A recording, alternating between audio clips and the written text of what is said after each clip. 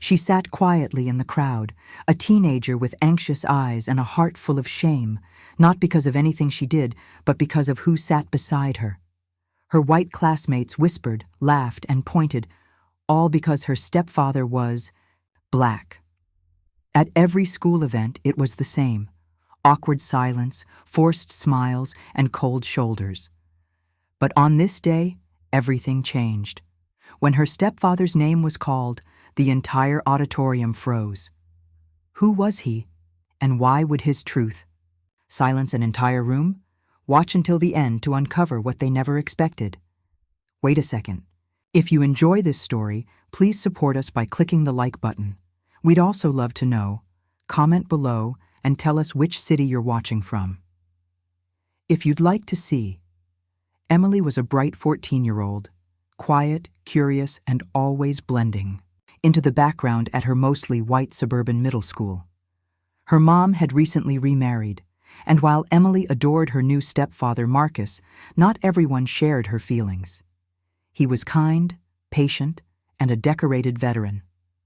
But he was also black, and that was all some people seemed to see.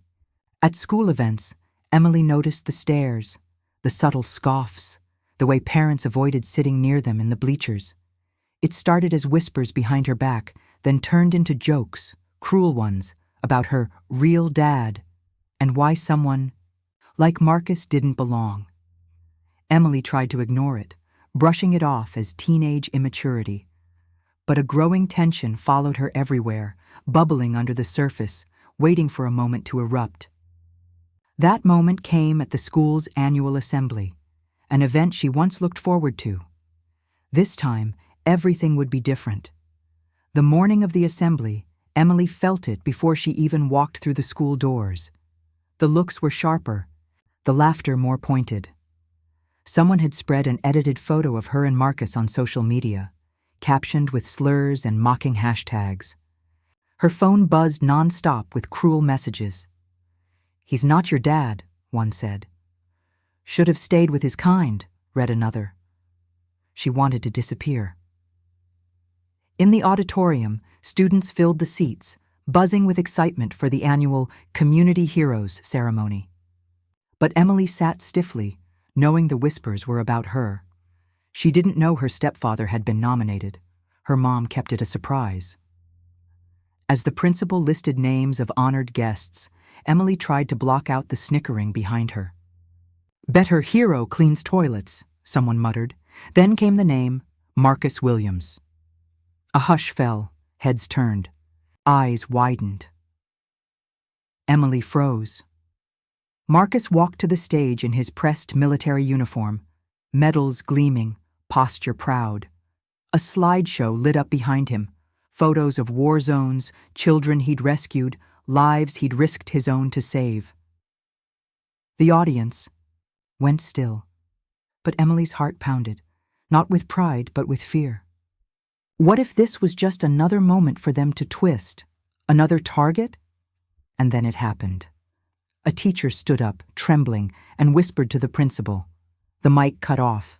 Something was wrong. Emily's stomach dropped. What were they about to do? All eyes were on Marcus as the microphone buzzed back to life. The principal, visibly shaken, stepped forward, not to celebrate, but to explain. "We've just learned Marcus Williams once faced investigation during his deployment," he said, voice wavering. Gasps rippled through the crowd. Whispers erupted. Emily's breath caught. She knew the story, how Marcus was wrongly accused, after saving civilians during a chaotic mission, only to be fully cleared later. But no one here knew that. Not yet. Someone shouted, "So he's not a hero after all?" Laughter followed, mean, sharp, and loud.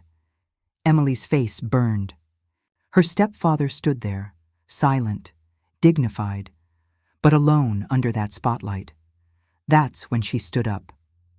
The room went still. She walked to the front, every step echoing. This moment wasn't about shame anymore. It was about truth. Would they listen now, or was the damage already done? Emily stood beside Marcus, hand in his, The room was silent, not out of respect, but discomfort. Then, one teacher began to clap. Slowly, others followed. Not everyone, but enough. The truth about Marcus's bravery, the injustice he'd faced, and the silence he'd endured, it all came pouring out later in articles, apologies, and teary conversations. Emily learned that silence is a choice, and so is courage. Her stepfather didn't need validation, but the world needed to hear his story. This wasn't just about a school assembly. It was about the subtle, quiet racism that hides in plain sight until it's exposed. So, how many more heroes are being shamed in silence? How many more daughters have to choose between love and acceptance? Let the world know. Where are you watching from? What country? What city? Let's make these stories impossible to ignore.